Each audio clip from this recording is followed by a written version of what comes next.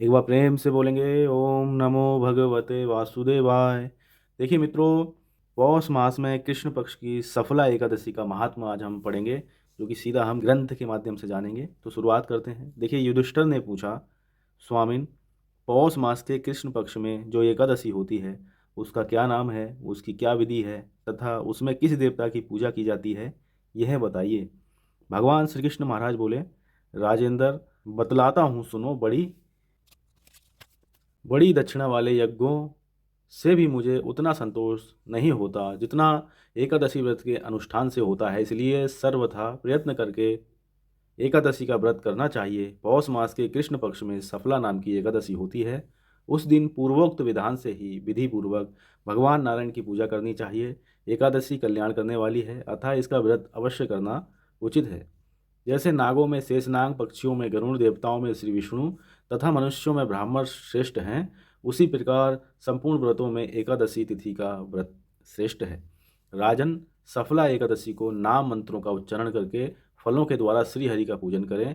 नारियल के फल, सुपारी, बिजौरा नींबू, जमीरा नींबू, अनार, सुंदर आंवला, लौंग, बेर तथा विशेषता आम के फलों से देव देवेश्वर श्री हरि की पूजा करनी चाहिए।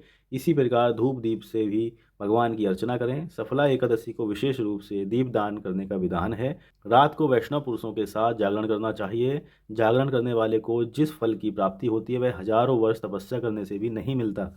नरश्रेष्ठ, अब सफला एकादशी की शुभ कारिणी कथा सुनो।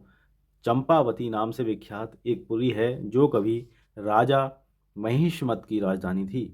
राजश्री महिष्मत के 5 पुत्र थे। उनमें जो ज्येष्ठ था वह सदा पाप कर्म में ही लगा रहता था, पर स्त्रीगामी और वैश्यासक्त था। उसने पिता के धन को पाप कर्म में ही खर्च कर दिया। वह सदा दुराचार परायण तथा ब्राह्मणों का निंदक था। वैष्णवों और देवताओं की भी हमेशा निंदा किया करता था। अपने पुत्र को ऐसा पापाचारी देखकर राजा महिष्मत ने राजकुमारों में उसका नाम लुम्बक रख दिया। फिर पिता और भाइयों ने मिलकर उसे राज से बाहर निकाल दिया। लुम्बक उस नगर से निकलकर गहन वन में चला गया। वहीं रहकर उस पापी ने प्रायः समूचे नगर का धन लूट लिया। एक दिन जब वह चोरी करने के लिए नगर में आया तो रात में पहरा देने वाले सिपाहियों ने उसे पकड़ लिया, किंतु जब उसने अपने को राजा माहिष्मत का पुत्र बतलाया तो सिपाहियों ने उसे छोड़ दिया। फिर वह पापी वन में लौट आया और प्रतिदिन मांस और वृक्षों के फल खाकर जीवन निर्वाह करने लगा। उस दुष्ट का विश्राम स्थान पीपल वृक्ष के निकट था। वहां बहुत वर्षों का पुराना पीपल का वृक्ष था। उस वन में वह वृक्ष एक महान देवता माना जाता था। पाप बुद्धि लुम्बक वहीं निवास करता था। बहुत दिनों के पश्चात एक दिन किसी संचित पुण्य के प्रभाव से उसके द्वारा एकादशी के व्रत का पालन हो गया।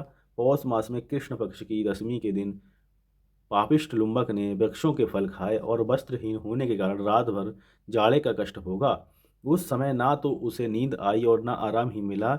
वह निष्प्राण सा हो रहा था। सूर्योदय होने पर भी उस पापी को होश नहीं आया। सफला एकादशी के दिन भी लुम्बक बेहोश पड़ा रहा। दोपहर होने पर उसे चेतना प्राप्त हुई। फिर इधर उधर दृष्टि डालकर वह आसन से उठा और लंगड़े की भांति पैरों से बार बार लड़खड़ाता हुआ वन के भीतर गया। वह भूख से दुर्बल और पीड़ित हो रहा था। राजन, उस समय लुम्बक बहुत से फल लेकर ज्यों ही विश्राम स्थान पर लौटा त्यों ही सूर्यदेव अस्त हो गए।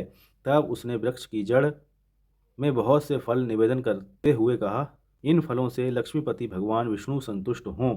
यूं कह के लुम्बक ने रात भर नींद नहीं ली। इस प्रकार अनायास ही उसने इस व्रत का पालन कर लिया। उस समय सहसा आकाशवाणी हुई, राजकुमार, तुम सफला एकादशी के प्रसाद से राज्य और पुत्र प्राप्त करोगे। बहुत अच्छा कहकर उसने वह वरदान स्वीकार किया। इसके बाद उसका रूप दिव्य हो गया। तब से उसकी उत्तम बुद्धि भगवान विष्णु के भजन में लग गई।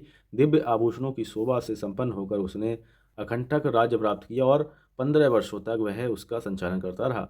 उस समय भगवान श्री कृष्ण की कृपा से उसने मनोयज्ञ नामक पुत्र उत्पन्न हुआ। जब वह बड़ा हुआ तब लुम्बक ने तुरंत ही राज्य की ममता छोड़कर उसे पुत्र को सौंप दिया और वह भगवान श्री कृष्ण के समीप चला गया। वहां जाकर मनुष्य कभी शोक में नहीं पड़ता। राजन, इस प्रकार जो सफला एकादशी का उत्तम व्रत करता है वह इस लोक में सुख भोग कर मरने के पश्चात मोक्ष को प्राप्त होता है। संसार में वे मनुष्य धन्य हैं जो सफला एकादशी के व्रत में लगे रहते हैं। उन्हीं का जन्म सफल है। महाराज, इसकी महिमा को पढ़ने सुनने तथा उसके अनुसार आचरण करने से मनुष्य राजसूय यज्ञ का फल पाता है। तो मित्रों, इस प्रकार हमने जाना आज के वीडियो में सीधे ग्रंथ के माध्यम से पौष मास कृष्ण पक्ष की सफला एकादशी का महात्मा। तो एक बार प्रेम से बोलेंगे ओम नमो भगवते वासुदेवाय।